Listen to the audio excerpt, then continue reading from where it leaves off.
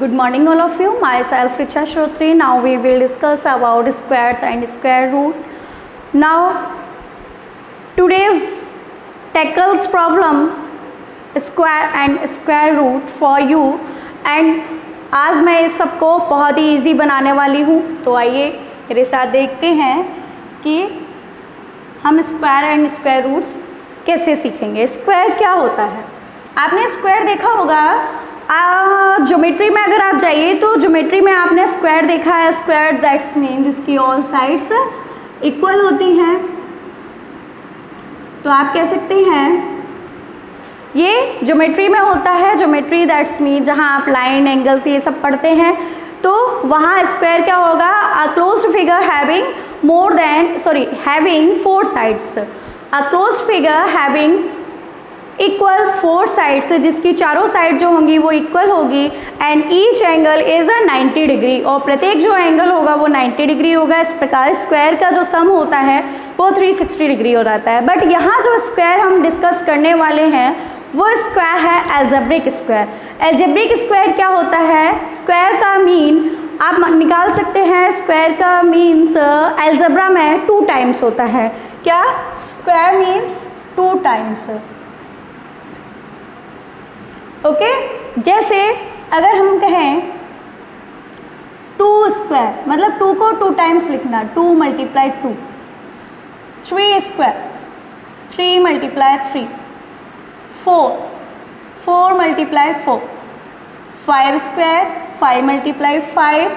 6 square 6 multiply 6। 7 square 7 multiply 7। 8 square 8 multiply 8। सभी 2 times रहेंगे। ये स्क्वायर होता है दैट्स मीन बेस पर जब एक्सपोनेंट आप जैसे पावर बोलते हैं, अगर 2 की लगा दी जाती है क्योंकि 2 टाइम्स था तो वो स्क्वायर बोला जाएगा। ये 8 स्क्वायर हो गया। 9 square is equal to 9 multiply 9। 10 square is equal to 10 into 10। ऐसे 1 का भी स्क्वायर होता है। 1 का स्क्वायर होता है 1 मल्टीप्लाई 1। तो 1 मल्टीप्लाई 1 होगा 1। 2 2 ज़ा 4, 3 3 ज़ा 9, 4 4 ज़ा 16, 5 5 ज़ा 25, 6 6 ज़ा 36, 7 7 ज़ा 49, 8 8 ज़ा 64, 9 9 ज़ा 81 एंड 10 10 ज़ा 100।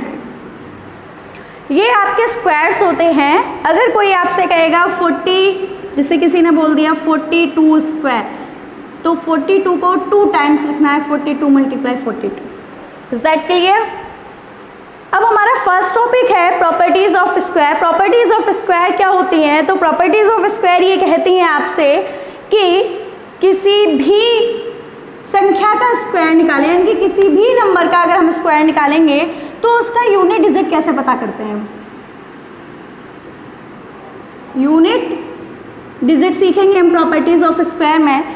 यूनिट डिजिट क्या क्या हो सकते हैं? अगर वो परफेक्ट स्क्वायर है। परफेक्ट स्क्वायर का मतलब है कि अगर वो किसी का स्क्वायर है, परफेक्ट स्क्वायर मैं आपको बाद में बताऊंगी, तो आपको या तो 1 मिल सकता है या 4 9 6 5, और ये 6 फिर से आ गया। 9 आ ही चुका है, 4 आ ही चुका है, 1 आ ही चुका है एंड 00, तो आप कह सकते हैं 0। ओके तो अगर हम यहाँ तक हमने 10 के स्क्वायर्स देखे हैं, 10 के आगे भी अगर हम जाते हैं 20 तक पहुँचे, 20 से 30, 30 से 40 एंड किसी भी नंबर का अगर हम स्क्वायर पता करना चाहते हैं तो उसका यूनिट डिजिट इनमें से ही कोई नंबर होगा। अगर इनमें से कोई नंबर उसका यूनिट डिजिट नहीं है तो आप ये कह सकते हैं कि वो परफेक्ट स्क्वायर नहीं है, यानी कि वो जो संख्या है वो किसी भी संख्या का स्क्वायर नहीं हो सकती है। कैसे? तो आप ये देखें, जैसे 23 हम करते हैं 23 का स्क्वायर। जब 23 का स्क्वायर करेंगे तो आप 23 मल्टीप्लाई 23, तो 3 3 ज़ा 9। दैट्स मीन इसका जो भी स्क्वायर आएगा उसका यूनिट डिजिट जो होगा वो 9 होगा। ओके ये क्लियर हुआ? 42 तो इसका क्या होगा? 2 2 ज़ा 4, तो इसका जो भी स्क्वायर आएगा, जो भी स्क्वायर होगा उसका यूनिट डिजिट क्या होगा? 4 होगा। इनमें से ही कोई नंबर्स हो सकते हैं। अगर इनके बाद कोई नंबर है जैसे 7 आया, मैं कहूँ कोई स्क्वायर है जिसका यूनिट डिजिट जो है क्या है वो 7 है, तो आप ये कह सकते हैं ये एक परफेक्ट स्क्वायर नहीं है, यानी कि ये किसी भी संख्या का स्क्वायर नहीं है। परफेक्ट स्क्वायर का मतलब है कि कोई रिमाइंडर ना बचे, कम ना पड़े, क्या फैक्टर कम ना पड़े, वो मैं आपको आगे बता दूंगी। बट यहाँ हम कह सकते हैं कि अगर यूनिट डिजिट 7 है दैट्स मीन वो किसी भी संख्या का स्क्वायर नहीं होगा। ओके, ये हम देख सकते हैं। अब हम चलते हैं फाइंडिंग स्क्वायर पर। स्क्वायर फाइंड कैसे करते हैं, निकालते कैसे हैं square, finding square. Square find करने के लिए एक तो यही है कि आप मल्टीप्लाई कर दीजिए। जब बहुत बड़ी नंबर्स हो जाते हैं हमारे पास, इस जगह हो सकता है आपके पास वो 123 मल्टीप्लाई 123, इसे आपको मल्टीप्लाई करने में, यानी कि इस पर जब आप मल्टीप्लिकेशन ऑपरेशन अप्लाई करेंगे तो बहुत ज़्यादा टाइम लगेगा और प्रॉब्लम्स भी होंगी, वहाँ गलतियाँ भी हो सकती हैं। तो हम एक आइडेंटिटी यूज़ करते हैं, a square plus 2ab plus b square. Okay, ये हम करते हैं। 23 ही ले लेते हैं। 23 अगर है उसका हमें स्क्वायर निकालना है तो क्या होगा, a is equal to 2 and b is equal to 3। तो a इज इक्वल टू क्या हो जाएगा 2, तो 2 का square plus 2 multiply a is equal to 2। जब कोई बीच में साइन नहीं होता है तो हम मल्टीप्लाई यूज़ करते हैं, b is equal to 3 and b 3। 2 2 ज़ा 4 प्लस, देख लें एक बार, 2 2 ज़ा 4 प्लस 2 2 ज़ा 4 3 ज़ा 12, ओके, प्लस 3 3 ज़ा 9। बट हम यहाँ प्लस के स्थान पर क्या करेंगे, एक ऑब्लिक साइन यूज़ करेंगे। इसका मतलब है हर एक बॉक्स में, यहाँ जो ये सैपलिंग्स दी हुई हैं, हर एक बॉक्स में ओनली 1 डिजिट रहना है, ठीक। तो ये 9, इसका पहला डिजिट लेंगे 2 और ये जो होगा वो नेक्स्ट में कैरी कर जाएगा, दैट्स मीन 4 एंड 1 जो होगा वो 5 हो जाएगा। तो आपका आंसर आएगा 529। 529 क्या होगा, 23 का स्क्वायर होगा। इस तरीके से हम स्क्वायर निकाल सकते हैं। 42 का भी ऐसे ही निकाल सकते हैं।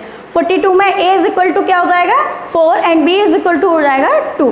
तो ये आइडेंटिटी आपको लर्न करनी है स्क्वायर निकालने के लिए। जब भी आपकी एक्सरसाइज में कोई ऐसा क्वेश्चन आता है कि आपको स्क्वायर निकालने हैं तो आप इस आइडेंटिटी का यूज़ करेंगे और प्लस के स्थान पे एक बॉक्स बना लेंगे, यानी कि ऑब्लिक का यूज़ कर लेंगे। यहाँ पर जब आप ऑब्लिक का यूज़ कर लेंगे तो हर एक ऑब्लिक, दैट्स मीन यहाँ हर एक सैपलिंग में एक ही नंबर रहना चाहिए और जो एक्स्ट्रा नंबर होगा वो नेक्स्ट में जंप कर जाएगा। ये हुआ आपका finding squares.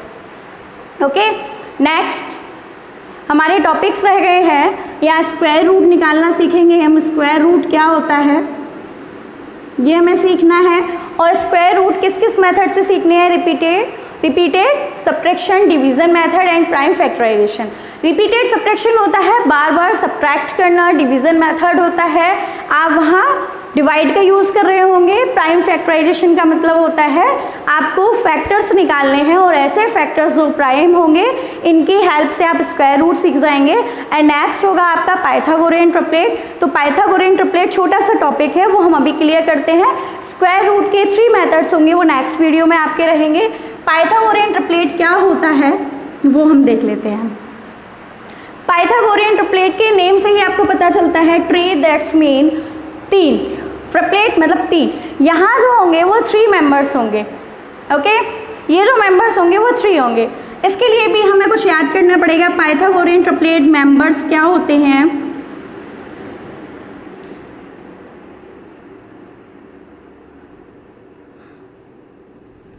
First is 2m, second is m square minus 1 and third is m square plus 1।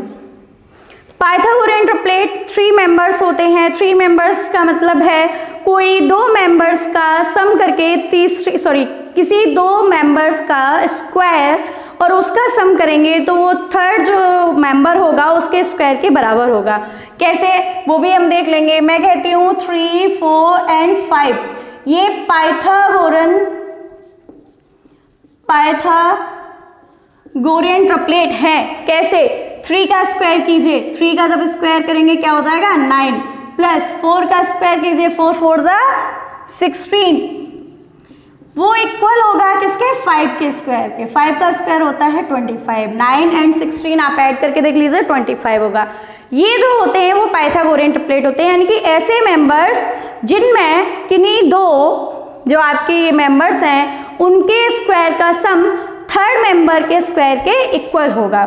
तो हम वो कैसे निकालते हैं ये भी देखेंगे। यहाँ तो हमें पता था 3, 4, 5 जो है पाइथागोरियन ट्रिपलेट हैं, 8, 6, 8 एंड 10 जो है वो क्या है, पाइथागोरियन ट्रिपलेट है। लेकिन पता कैसे लगाएंगे कि पाइथागोरियन ट्रिपलेट है, तो आप पता कैसे लगाएंगे, पहले दो जो भी मेंबर्स होंगे उनके स्क्वायर का सम करेंगे, दो मेंबर्स के स्क्वायर का सम करेंगे, ये किया मैंने, एंड वो थर्ड जो मेंबर होगा उसके स्क्वायर के इक्वल होगा।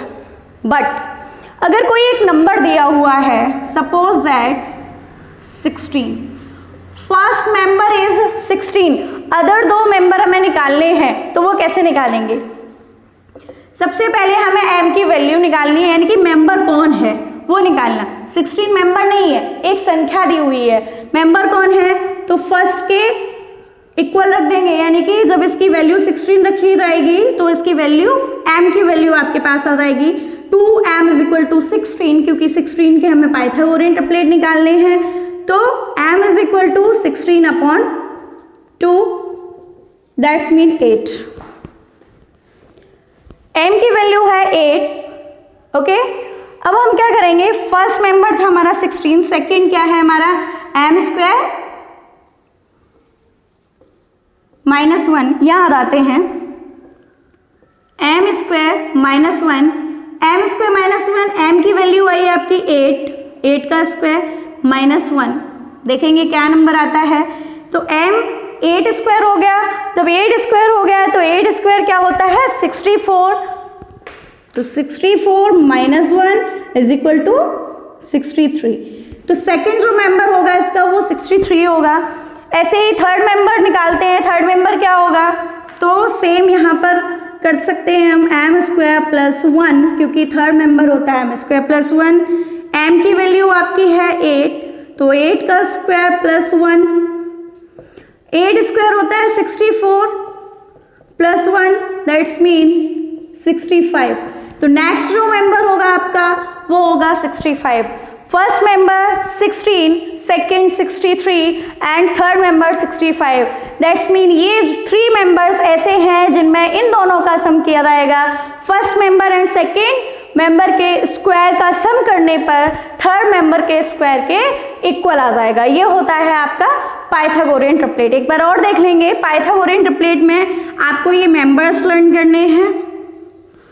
2m is equal to 2m first member, second member is m square -1 and third is m square +1। इनकी हेल्प से आप कोई भी 3 नंबर जो पाइथागोरियन ट्रिपलेट होंगे उन्हें आप फाइंड कर सकते हैं। सेम हियर, फाइंडिंग स्क्वायर, किसी भी नंबर का स्क्वायर हम कैसे फाइंड करेंगे, a square +2ab + b square की हेल्प से। ये एक आइडेंटिटी है जो आपको लर्न करनी है एंड ये मेंबर्स हैं जो आपको लर्न करने हैं। इन मेंबर की हेल्प से आप क्या करेंगे, पाइथागोरियन ट्रिपलेट निकाल सकते हैं और इसकी हेल्प से आप स्क्वायर निकाल सकते हैं। यहाँ हमने 2-3 चीज़ें सीख ली। क्या था, फर्स्ट क्या सीखा था, properties of square, that's mean square ये आपको लर्न भी करने हैं, 20 तक आपकी बुक में दिए हुए हैं। तो यहाँ से हम एक चीज़ सीख गए कि किसी भी संख्या का जिसका हमें स्क्वायर लर्न नहीं है, वो कोई भी छोटी संख्या हो सकती है, बड़ी हो सकती है, उसका यूनिट डिजिट अगर हमें पता लगाना है तो वो क्या हो सकते हैं, या तो 1 होगा या 4 होगा या 9 होगा, 6 होगा, 5 होगा या 0, दैट्स मीन वो 00 होंगे। ये भी ध्यान देंगे, ओके। अदरवाइज कोई और नंबर है तो वो किसी भी नंबर का स्क्वायर नहीं होगा, ओके। या आपसे कह दिया जाए कोई भी नंबर है, सपोज दैट 45 का स्क्वायर निकालना है, तो आप ये बताइए इसका यूनिट डिजिट क्या होगा, तो हम इसका यूनिट डिजिट पकड़ेंगे 5। 5 का स्क्वायर कर देंगे। 5 का स्क्वायर क्या होता है? 5 का स्क्वायर होता है 25। 25 का यूनिट डिजिट क्या होगा? 5। दैट्स मीन 45 का जो स्क्वायर होगा उसका यूनिट डिजिट 5 ही होगा। ओके, ये सारी चीजें आपके क्लियर हो गई होंगी। आज हमने 3 टॉपिक्स क्लियर किए। First is properties of square and second is a finding square and last is Pythagorean triplet. इसी के साथ ये वीडियो यहीं समाप्त होती है। आपके नेक्स्ट जो भी रिमेनिंग टॉपिक रह गए हैं वो आपकी नेक्स्ट वीडियो में मिलेंगे। तब तक के लिए थैंक यू।